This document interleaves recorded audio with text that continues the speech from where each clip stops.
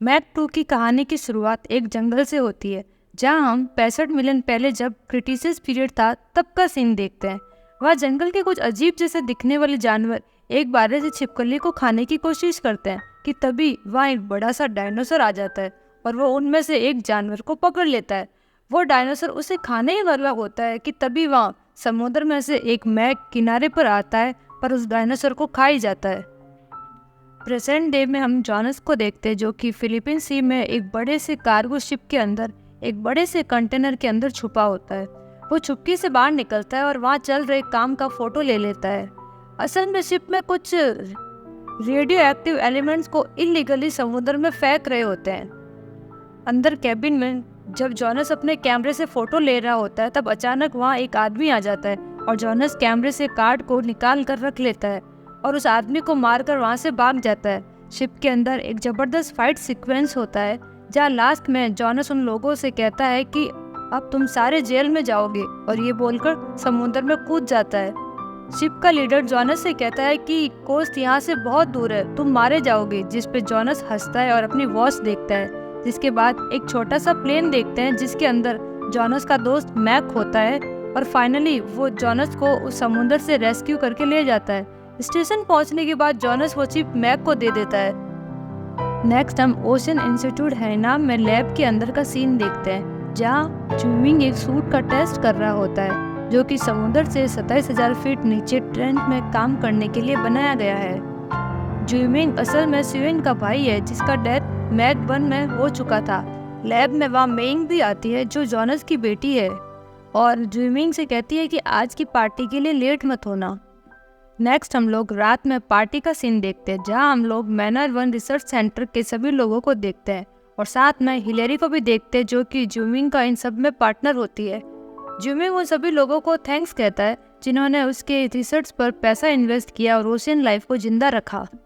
वो उन सबको हाइकी से मिलवाता है, जो कि मैग है, जिनको उन्होंने रिसर्च पर्पस के लिए पकड़ के लाया था और ट्रेन भी किया था, ताकि वो मेगलोडॉन्स के बारे में भी जान सके।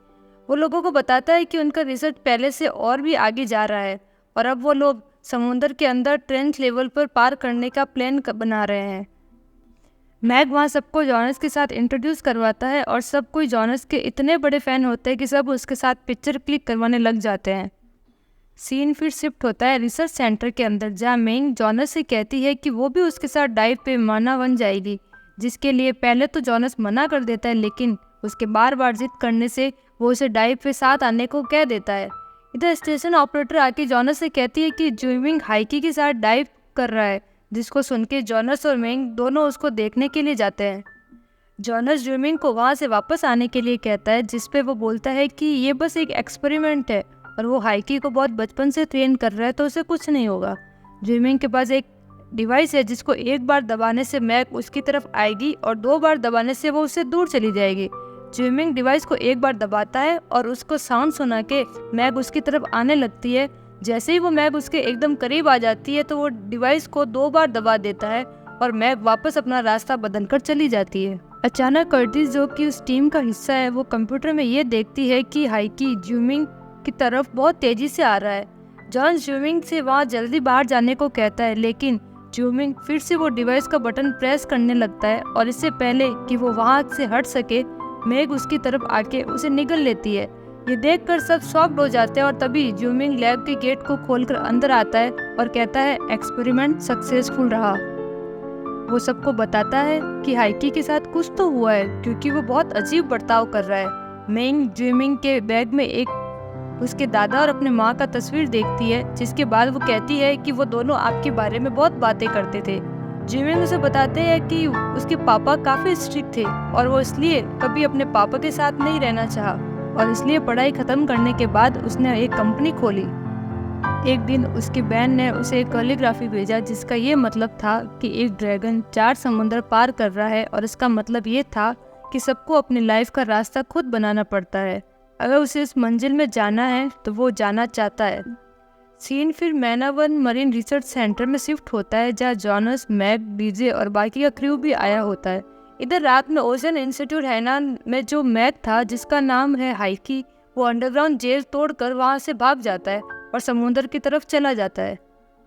अगली सुबह मैना 1 अपना रिसर्च सेंटर शुरू करता है, जहाँ पर डाइव 1 और डाइव 2 के लिए 2 टीम बनाया जाता है और वो लोग सी लेवल से 25,000 फीट नीचे जाने वाले हैं एरिया 19 की खोज करने, जिसका खोज अभी तक किसी ने नहीं किया है। डाइव 1 में जॉनस और उसके साथ उसका एक क्रू होता है और इधर डाइव 2 में ज्यूमिंग और उसके साथ 2 क्रू मेंबर हैं। स्टेशन के अंदर से जैस, मैक और डीजे वो लोग से कम्युनिकेट कर रहे होते हैं। डाइव शुरू होता है और हर बार की तरह सब चीज़ नॉर्मल है। जॉनस अपने पोर्ट में देखता है कि कुछ हलचल हो रहा है और तभी मेंग वहाँ आती है। जॉनस उसको देख के बहुत ज़्यादा गुस्सा करता है और डाइव रोकने के परमिशन देता है और कहता है कि वो लोग अभी तुरंत स्टेशन वापस जाएंगे। मेंग जॉनस से रिक्वेस्ट करती है और कहती है कि उसको चिंता करने की कोई ज़रूरत नहीं है क्योंकि उसने अपना सूट भी लाया हुआ है। जॉनस फाइनली रेडी हो जाता है। अचानक तभी उन लोगों का पीछा एक मैक करता है और जॉनस फास्ट ड्राइव करने की परमिशन देता है। डाइव 1 और डाइव 2 तेजी से थर्मोक्लाइन को पार करते हैं और पोर्ट की सारी लाइट्स ऑफ कर देते हैं। असल में कोई भी मैक थर्मोक्लाइन को पार नहीं कर सकता। तभी ज्यूमिंग को राडर पर हाइकी देखता है और वो समझ जाता है कि वो लैब से भाग गया है। इससे पहले कि वो लोग कुछ करते, एक बहुत बड़ा सा मैक उनके पोर्ट के सामने के पास होता है। क्रू ये समझ नहीं पाता है कि आखिर कोई मैक थर्मोक्लाइन को पार कैसे कर सकता है, जिस पे ज्यूमिंग कहता है कि ये मैक खुद से नहीं आया है बल्कि उसे बुलाया गया है। ज्यूमिंग डाइव 1 और डाइव 2 की टीम से कहता है कि वो डाइव प्लान चेंज कर रहा है और अब वो उस मैक का पीछा करेगा और देखेगा कि वो कहाँ जा रहा है। मैक जो कि स्टेशन में बैठा होता है वो ये कहता है कि हमारा प्लान मेन नहीं है, लेकिन बाद में ज्यूमिंग के कहने पर वो भी रेडी हो जाता है और वो लोग उस मैक का पीछा करते हैं। मैक का पीछा करने के बाद वो लोग देखते हैं कि सी फ्लोर पे एक बहुत बड़ा सा स्टेशन बना हुआ है और वो एक्टिव है। इधर हम मॉन्स को देखते हैं जो अपने पोर्ट में बैठा बाहर कुछ लोगों को इंस्ट्रक्शंस दे रहा होता है। बाहर उसके लोग ज्यूमिंग के बनाए हुए सूट्स को पहनकर वहाँ की चट्टानों पर बॉम्ब फिट कर रहे होते हैं। मॉन्स का राडर पर जॉनस का पोर्ट दिखता है और वो समझ नहीं पाता कि आखिर वो लोग कहाँ से आए थे। वो अपने लोगों को बाहर जाने के लिए कहता है, लेकिन जब वो देखता है कि इसमें बहुत समय लगेगा तो वो अपने दोस्तों को सॉरी बोलता है और बॉम्ब का बटन दबा देता है, जिससे एक बहुत बड़ा धमाका होता है। ज्यूमिंग और जॉनस अपने अपने पोर्ट पर वहाँ से भाग निकलने को देखते हैं और उधर मॉन्स भी अपने पोर्ट से भाग जाता है। लैंडस्लाइड होने के चलते जो एनर्जी बाहर की तरफ आती है उससे थर्मोक्लाइन में एक बहुत बड़ा होल हो जाता है। इधर जॉनस और ज्यूमिंग की टीम लैंडस्लाइड के बीच में से निकल रहा होता है कि तभी जॉनस का पोर्ट एक चट्टान से आकर अटक जाता है।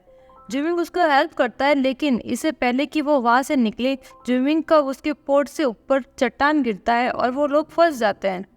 जॉनस का पोर्ट भी अचानक एक बड़े से चट्टान से टकरा जाता है और इधर स्टेशन में सिग्नल लॉस्ट हो जाता है।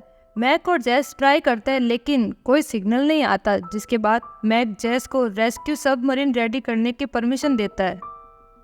एक्सीडेंट के चलते मेंग बेहोश हो जाती है और जब उसको होश आता है तब हम देखते हैं कि जॉनस और उसके 2 क्रू मेंबर पोर्ट को रिपेयरिंग कर रहे होते हैं। मेंग जॉनस से ज्यूमिंग के बारे में पूछती है, जिस पर वो बोलता है कि हम एक एक करके प्रॉब्लम सॉल्व करेंगे। इधर जैस मैक से कहती है कि किसी ने जानबूझ के सबमरीन का बैटरी डाउन कर दिया है और साथ में मेन कंट्रोल बोर्ड्स में खराब है तो ये काम नहीं कर सकता। इधर जॉनस का टीम कैसे भी करके सिस्टम को स्टार्ट करते हैं और ऊपर स्टेशन में डीजे से कनेक्ट करते हैं। मैक जॉनस को बताता है कि रेस्क्यू सबमरीन को किसी ने जानबूझ के खराब कर दिया और वो लोग पता कर रहे हैं कि ऐसा कौन किया है। मैक जॉनस से कहता है कि दोस्त, अब जो करना है तुम्हें ही करना होगा, जिसके बाद जॉनस थोड़ा टेंस हो जाता है। जॉनस मैक से कहता है कि वो लोग चल के सी फ्लोर स्टेशन तक जाएंगे और उसके बाद वहाँ से पोर्ट पे निकल जाएंगे।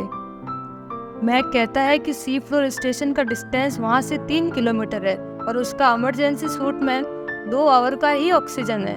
जॉनस मैक से कहता है कि उसके पास और कोई ऑप्शन नहीं है और आधा टीम वैसे भी मर चुका है और बाकी जो बचा है वो उसको खोना नहीं चाहता।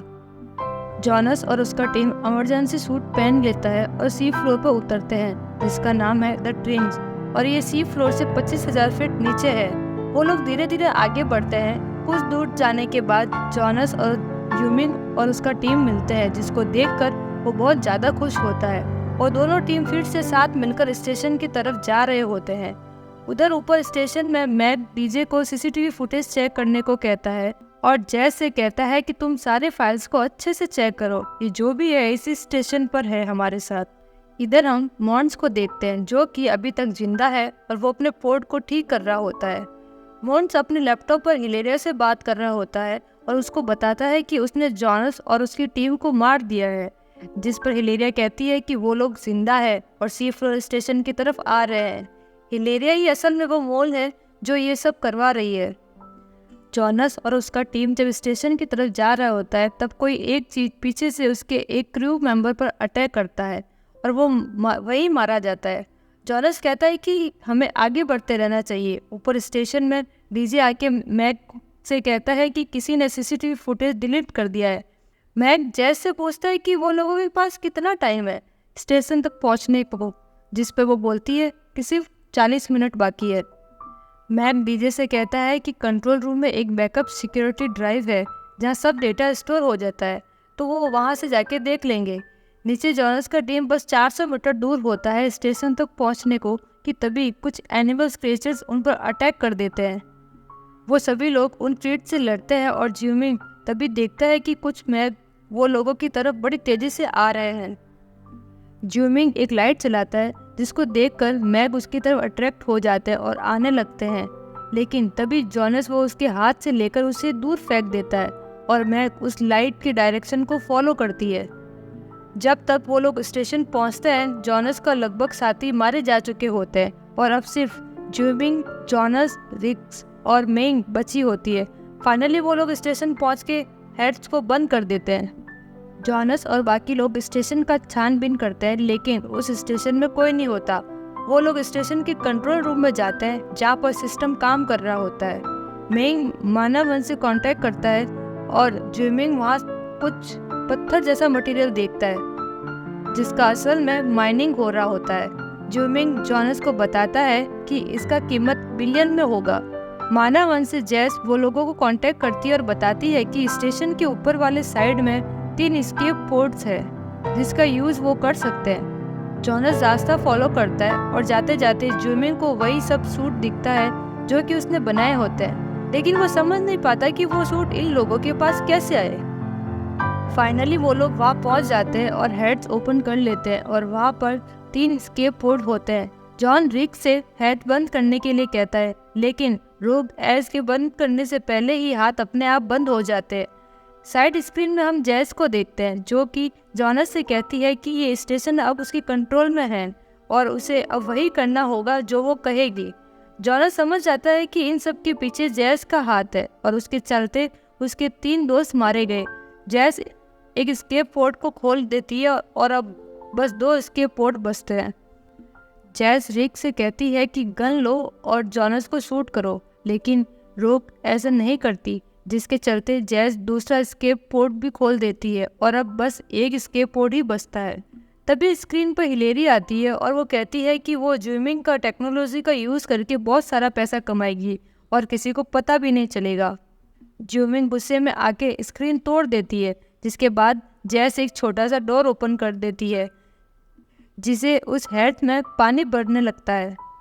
रैग जॉनस से कहती है कि इस हेड को खोलने के लिए उसे स्टेशन के फ्रंट साइड में जाना होगा जहाँ कंट्रोल है, वहाँ के हेड को ओपन करना होगा ताकि बाद में स्टेशन का सारा कंट्रोल रोक के पास रहे, जैस के पास नहीं। इधर जॉनस कैसे भी करके पानी के अंदर से जाके फाइनली स्टेशन के फ्रंट साइड पर पहुँच जाती है और बटन दबा देती है।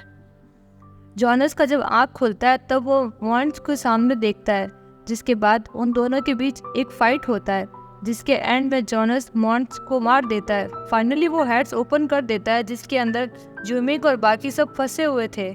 इधर हिलेरी अपने लोगों को भेज देती है मैनव वन में सबको मारने के लिए और सिक्योरिटी रूम के अंदर डीजे और मैग सब सीसीटीवी फुटेज को डिलीट देखते हैं। तब समझ जाते हैं कि जैस ने ही ये सब काम किया है। नीचे स्टेशन में जॉनस और बाकी सब मॉन्स को पोर्ट पर जाते हैं जहाँ जॉनस कहता है कि हम लोग इसमें जाएंगे। ज्यूमिंग कहता है कि इसमें मैग को मारने वाला वेपन नहीं है और अगर हम गए तो मारे जाएंगे। तभी उसका दिमाग में एक आइडिया आता है कि अगर हम स्टेशन के सारे लाइट्स ऑन कर दे तो मैग इधर अट्रैक्ट हो जाएगा और वो लोग निकल सकते हैं। जॉनस के मना करने के बाद भी ज्विमिंग लाइट्स ऑन करने चला जाता है और इधर स्टेशन के अंदर धीरे धीरे पानी पड़ने लगता है। रिक्स हेड से बंद करने की बात करती है, तभी ज्विमिंग वापस आता है और फाइनली इससे पहले कि पोर्ट में पानी आए वो हेड्स को बंद करके वहाँ से निकल जाते हैं। इधर मोन्स वो इमरजेंसी सूट पहनकर एक पोर्ट के जरिए वहाँ से भाग निकल जाता है। ऊपर स्टेशन में जेस मैक और डीजे को बाहर आने को कहती है। गेट खोलते ही डीजे उन पर स्प्रे छिड़क देता है और सबको इलेक्ट्रिक शॉक देके वहाँ से भाग जाता है। जॉनस और बाकी लोग स्टेशन आके देखते हैं तब वो समझ जाते हैं कि यहाँ क्या हुआ है। जॉनस रिक्स से कहता है कि एक बोट रेडी करो ताकि डीजे और मैक को ढूंढने के बाद वो लोग जल्द ही वहाँ से निकल जाएंगे। डीजे अपने बैग से एक हैंडगन निकालता है और फायरिंग करने लगता है, लेकिन पकड़ा जाता है। गार्ड्स जब उसे ले जा रहे होते हैं तब वहाँ ज्विमिंग आ जाता है और उसके गार्ड्स उसे पूछने लगते हैं कि तुम कौन हो, और उतनी देर में जॉनस गार्ड पर अटैक कर देता है। इधर मॉन्स जेस से मिलता है और उसे बताता है कि जॉन्स और उसका टीम अभी भी जिंदा है। रिक्स अचानक देखती है कि लैंडस्लाइड के चलते जो होल हुआ था उसे 3 मैग यहाँ से आ चुके हैं और ये बात वो सबको बताती है।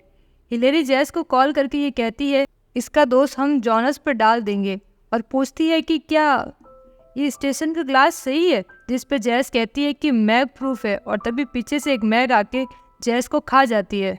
मॉन्स ये देखकर वहाँ से भाग जाता है। जॉनस और उसका टीम फाइनली वहाँ से एक बोट पर निकल जाते हैं। मॉन्स कुछ गार्ड्स को वो लोगों का पीछा करने को भेजता है, लेकिन जैसे ही गार्ड्स जॉनस का शूट करने वाला होता है एक मैग आके उनको खा जाता है। जॉनस बोट का इंजन स्टार्ट करता है और तेजी से निकल जाता है। इधर हिलेरी मॉन्स से कहती है कि अगर तुम जॉनस और उसकी टीम को मार सकते हो तो फायदे में रहोगे। जॉन्स 3 हथियार बनाता है जिससे वो उन 3 मैग को मार सके।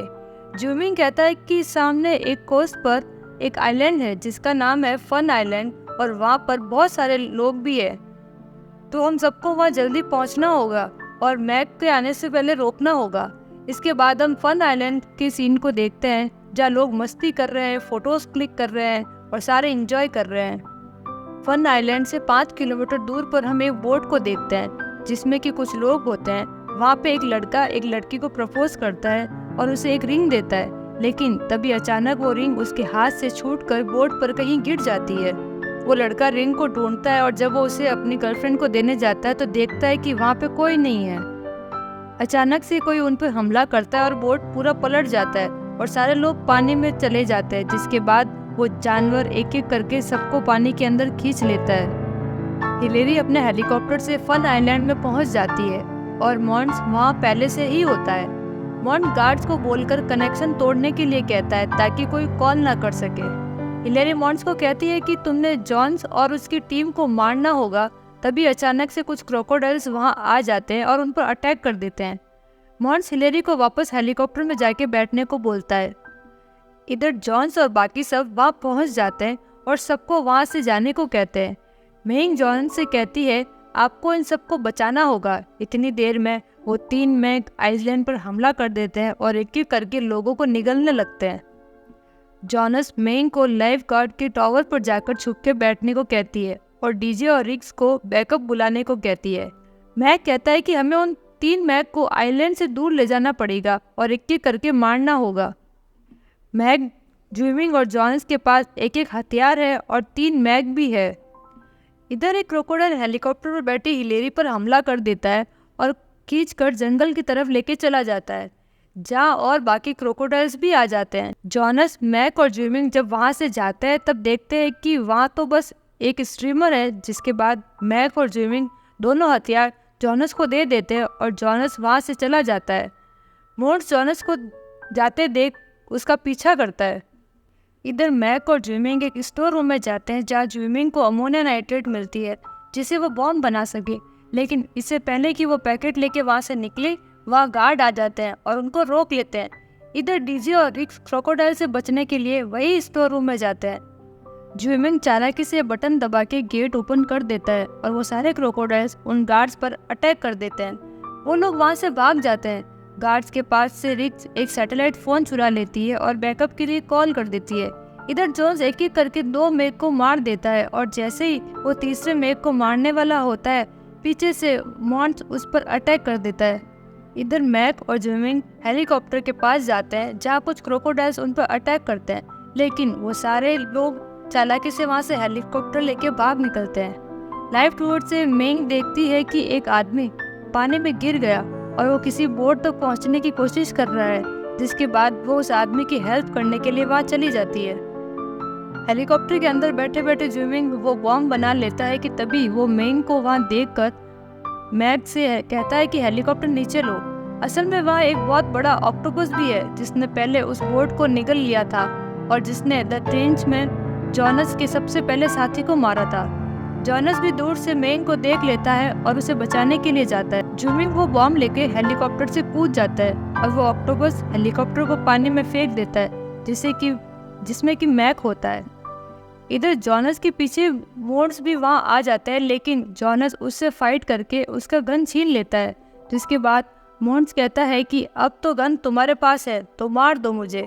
जॉनस कहता है इससे। तभी वहाँ एक मैग आती है और जॉनस मोन्स को लात मारता है और मोन्स सीधे मैग के मुंह में जाके गिरता है और खेल खत्म। इधर ज्विमिंग वो बॉम्ब लेके पानी के अंदर जाता है जहाँ वो ऑक्टोपस उसको जकड़ लेता है और वो बॉम्ब उसके हाथ से छूट जाता है, लेकिन कैसे भी करके वो बॉम्ब को वापस लेके ऑक्टोपस के शरीर में डाल देता है और वो फट जाता है। तभी अचानक से एक मैग आके उस ऑक्टोपस को खींच के समुद्र के अंदर लेके चला जाता है। ये वही इकलौता मैग है जो अभी तक जिंदा है। ज्विमिंग मैग को बचाने के लिए जाता है और मैग वहाँ उसका पीछा करता है, जिसके बाद जॉनस हेलीकॉप्टर का एक ब्लेड लेके पानी में जोर जोर से मारने लगता है ताकि मैग उसकी तरफ अट्रैक्ट हो सके, और ऐसा ही होता है। जैसे ही वो मैग जॉनस की तरफ आता है, जॉनस वो ब्लेड मैग के मुंह से आर पार कर देता है और वो मैग मर जाता है। फाइनली मैग, जॉन्स और ज्विमिंग एक और मैग को देखते हैं, जिस पे ज्विमिंग बोलता है ये तो हाइकी है।